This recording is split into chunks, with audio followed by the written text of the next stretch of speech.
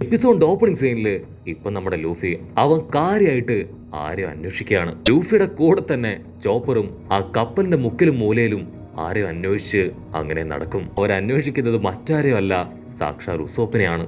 ഉസോപ്പിനെ അവിടെ എവിടെയും കാണാനില്ല. ആക്ച്വലി നമ്മുടെ ഉസോപ്പ് അവൻ ആ മാസ്ക് ഇട്ട് അവരുടെ തൊട്ട് മുൻപിൽ തന്നെ ഇരിപ്പുണ്ട്. ഉടനെ സാഞ്ചി അവനിപ്പോ ഉസോപ്പിന്റെ അടുത്തേക്ക് വരും. നിന്നെയാണ് അവര് മണിക്കൂറുകളായി അന്വേഷിച്ചുകൊണ്ടിരിക്കുന്നത്. നീ സോഹെ കിങ്ങും കോപ്പും ഒന്നും അല്ല, ഉസോപ്പാണെന്ന് ഇപ്പോഴെങ്കിലും അവരോട് തുറന്നു പറ. മണ്ടന്മാർക്ക് ഇതുവരെ നിന്നെ തിരിച്ചറിയാൻ കഴിഞ്ഞിട്ടില്ല. ഉസോപ്പിനാണെങ്കിൽ എന്താ ചെയ്യേണ്ടതെന്നറിയില്ല.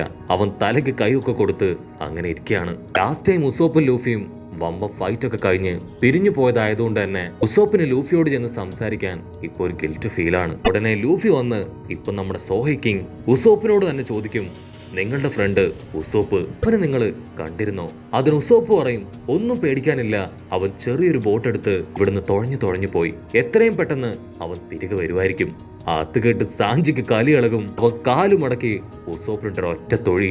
സോറയാണെങ്കിൽ ഈ കപ്പൽ മുഴുവൻ ഇങ്ങനെയുള്ള മണ്ടന്മാരാണല്ലോ എന്ന് പറഞ്ഞ് തലയ്ക്ക് കൈ കൊടുക്കും. ചോപ്പറും ലൂഫിയും അവർ രണ്ടുപേരും ഇനി എപ്പോഴാണ് ഉസോപ്പിനെ തിരിച്ചറിയാന്ന് ആലോചിച്ച് സാഞ്ചിയും സോറയും അവർ രണ്ടുപേരും അങ്ങനെ തലവേനിച്ചിരിക്കുകയാണ്. കട്ട് ചെയ്ത നാമി അവളാണെങ്കിൽ ആ കപ്പൽ മുഴുവൻ കയറി ഇറങ്ങി പരിശോധിക്കും. ഇതിലാണെങ്കിൽ ആരെയും കാണാനില്ല. മാത്രമല്ല അവരുടെ സാധനങ്ങളൊക്കെ മിസ്സിംഗ് ആണ്. ഇതൊക്കെ എവിടെ പോയി? എന്താ സംഭവിച്ചേ? ഇതൊക്കെ ആരായിരിക്കും എടുത്തിരിക്കുക എന്നൊക്കെ ആലോചിച്ച് അവൾ കൺഫ്യൂസ്ഡ് ആവും. നാമിയാണെങ്കിൽ ഈ കാര്യങ്ങളെല്ലാം തന്നെ അവരോട് ഡിസ്കസ് ചെയ്യും. എങ്കിലും നമ്മുടെ സാധനങ്ങളൊക്കെ എവിടെ പോയി? കപ്പലിലാണെങ്കിൽ വേറെ ആരും ഉണ്ടായിരുന്നില്ല. സോ ഈ കപ്പല് ഇവിടേക്ക് തനിയെ എങ്ങനെ എത്തി? നമ്മളെല്ലാവരും കപ്പലിൽ നിന്ന് ഒരു ശബ്ദം കേട്ടു. ആ ശബ്ദം ആരുടേതാണ്? ഈ ചോദ്യങ്ങളെല്ലാം കേട്ട് ഇപ്പൊ ലൂഫിക്ക് ഭ്രാന്തളകും. അവൻ ദേഷ്യപ്പെട്ട് പറയും, ഇതുവരെ നിങ്ങൾക്കത് മനസ്സിലായില്ലേ? ഇത് ഗോയിൻമറിയുടെ ശബ്ദമാണ്. ഗോയിൻമറി സ്വയം നമുക്കായി ഇവിടേക്ക് എത്തിയതാണ്. അതിനിയെങ്കിലും നിങ്ങൾ മനസ്സിലാക്ക്. ഉടനെ ബാക്കിയുള്ളവർ ചോദിക്കും, കപ്പൽ എങ്ങനെയാണ് സംസാരിക്കുക? മാത്രമല്ല ഒരു കപ്പലും ഇന്നേ വരെ തനിയെ എവിടേക്കും പോയ ചരിത്രം പോലും ഉണ്ടായിട്ടില്ല.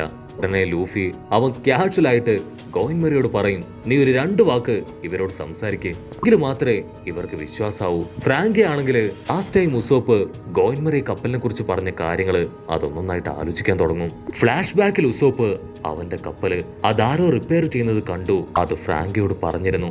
അത് ആക്ച്വലി ആ കപ്പലിന്റെ മറുപിറവി ക്ലാമറ്റർ ആണെന്നുമാണ് അവർ കരുതിയിരുന്നത്.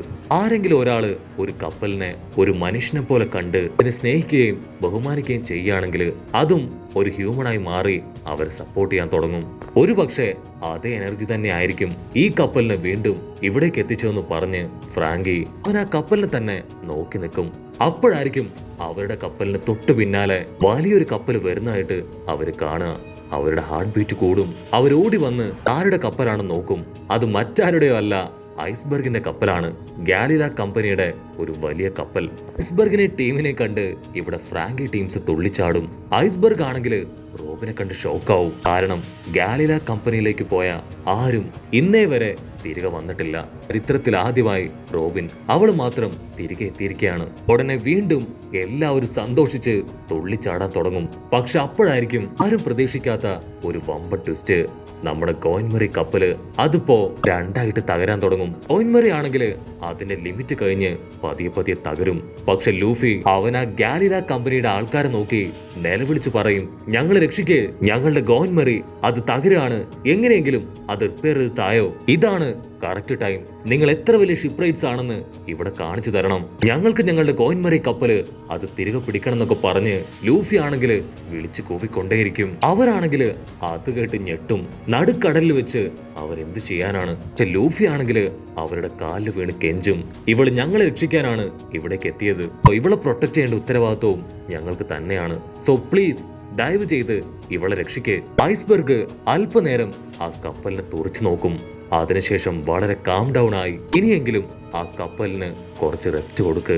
ഇത് കേട്ട് ലൂഫി അവൻ ഷോക്കാവും. കാരണം നമ്മുടെ ഗോയിൻമറി കപ്പല് അത് റിപ്പയർ ചെയ്യാൻ കഴിയില്ല എന്നാണ് ഐസ്ബർഗ് പറഞ്ഞതിന്റെ അർത്ഥം. അപ്പോഴായിരിക്കും ഒരു ഫ്ലാഷ് ബാക്ക് കാണിക്കുക.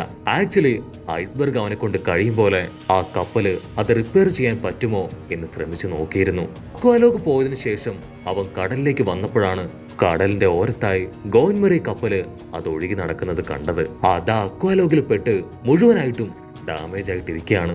അത് ടച്ച് ചെയ്ത് നോക്കുമ്പോൾ തന്നെ കപ്പൽ ഓൾമോസ്റ്റ് മുഴുവനായിട്ടും തകർന്നിരിക്കുകയാണെന്ന് അവന് മനസ്സിലായിരുന്നു. അവനൊന്നും ചെയ്യാൻ കഴിയാതെ നിസ്സഹായനായിട്ട് നിൽക്കുമ്പോഴായിരിക്കും എനിക്ക് വീണ്ടും പഴയതുപോലായി തീരണം എന്നൊരു ശബ്ദം കേൾക്കുക.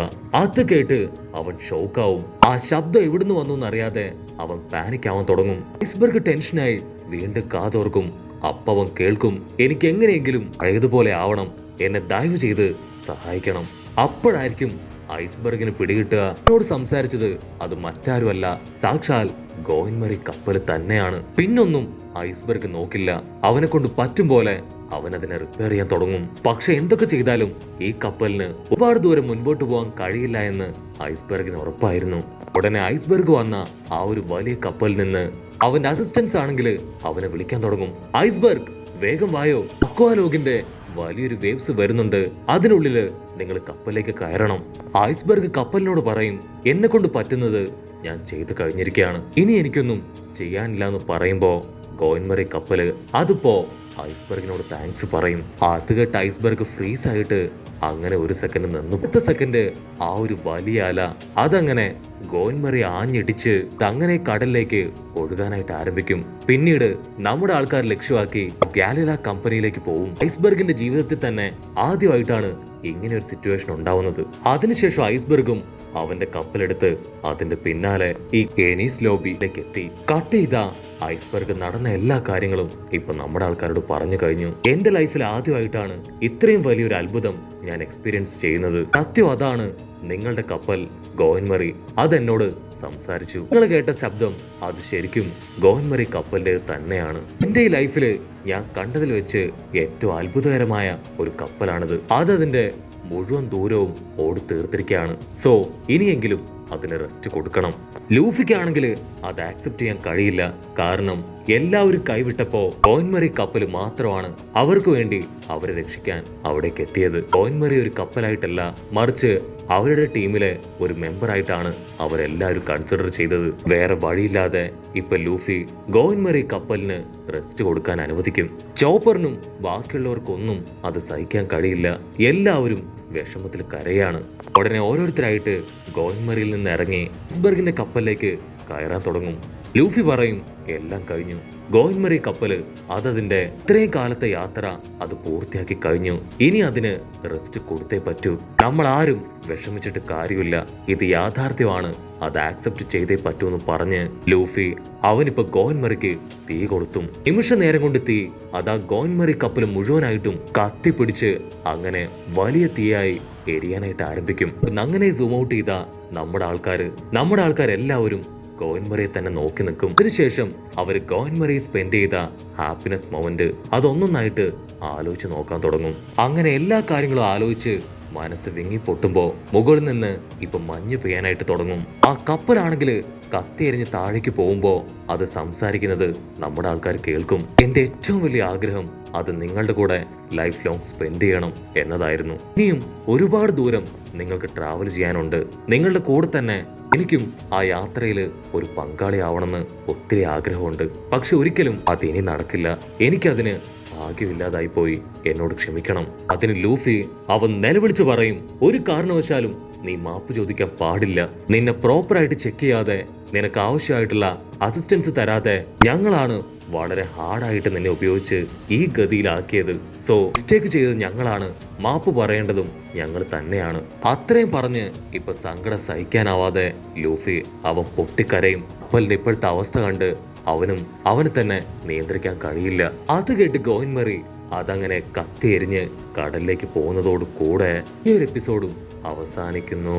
എപ്പിസോഡ് ഇഷ്ടപ്പെടുകയാണെങ്കിൽ തീർച്ചയായിട്ടും ലൈക്ക് ചെയ്യാനും കമന്റ് ചെയ്യാനും ഷെയർ ചെയ്യാനും മറക്കല്ലേ. അടുത്തൊരു അടിപൊളി എപ്പിസോഡുമായിട്ട് കാണുന്നവരെ ഇറ്റ്സ് മീ വിത്ത് മല്ലു വെബിസോ.